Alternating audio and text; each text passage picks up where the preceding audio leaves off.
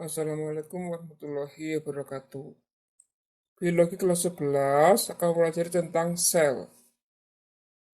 Sel sebagai unit struktural dan fungsional.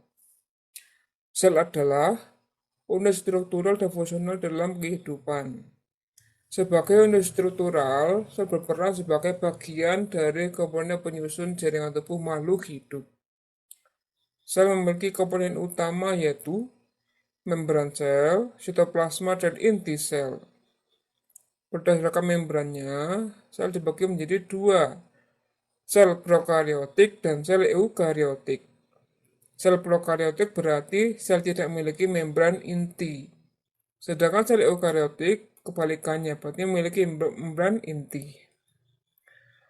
Komponen senyawa organik sel ada karbohidrat, berfungsi sebagai sumber energi untuk sel dan penyusun membran sel, penyusun asam nukleat, dan juga cadangan makanan. Nomor 2, lemak atau lipid berfungsi membentuk membran sel bersama protein dan karbohidrat. Sumber energi cadangan berarti kalau manusia ingin memiliki lemak maka harus memakan makanan yang mengandung protein dan karbohidrat seperti nasi dan daging.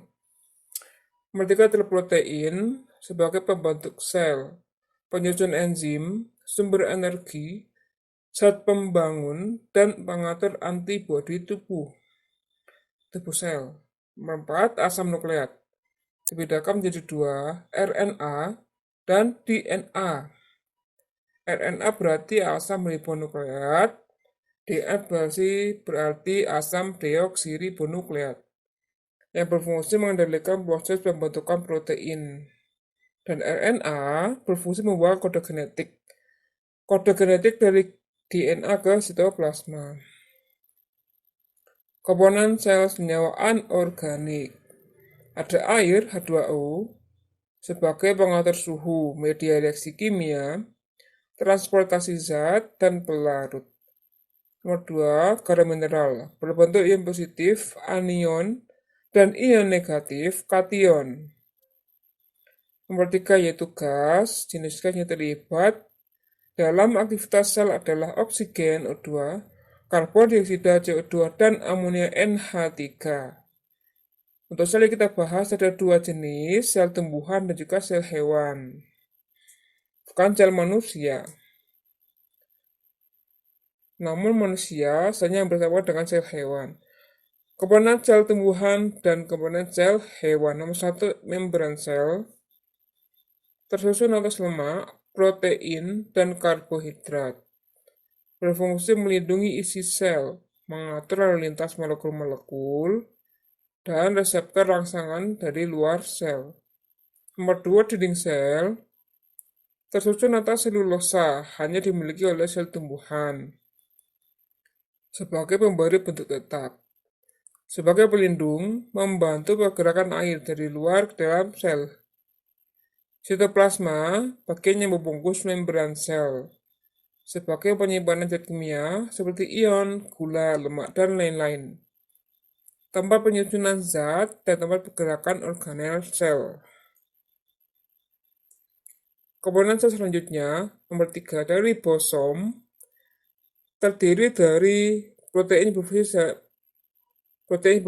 pensintesis protein, jadi mensintesis protein.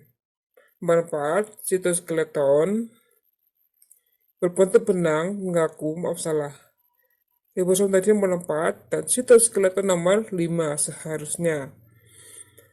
Sitoskeleton berbentuk benang dan kaku, berfungsi mempertahankan bentuk sel sebagai rangka sel dan terlibat dalam pemisahan kromosom selama pembelahan sel. Nomor 6, sentriol, hanya di sel hewan, berfungsi mengarahkan dan mengatur pergerakan kromatid. Selanjutnya adalah organel sel, nomor 1, nukleus atau inti sel, berfungsi sebagai pengatur pembelahan sel, pengendali semua kegiatan sel, pembawa informasi genetik. RE atau retikulum endoplasma berfungsi mengangkut protein, menyimpan lemak, detoksifikasi obat, dan racun. Badan Golgi mengekskresikan isinya keluar sel yang berisi enzim pencernaan yang belum aktif. Akan aktif ketika sampai ke organ pencernaan.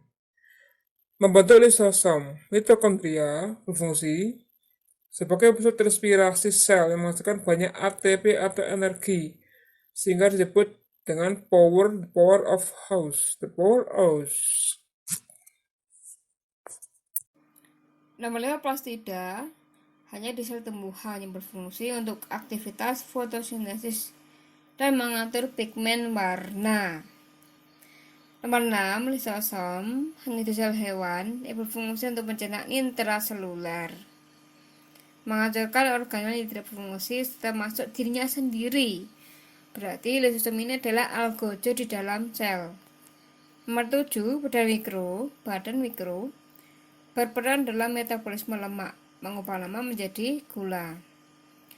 8, vakuola hanya di sel tumbuhan yang dewasa, berfungsi menyimpan cadangan makanan, menyimpan sisa metabolisme, dan terkadang mengandung pigmen.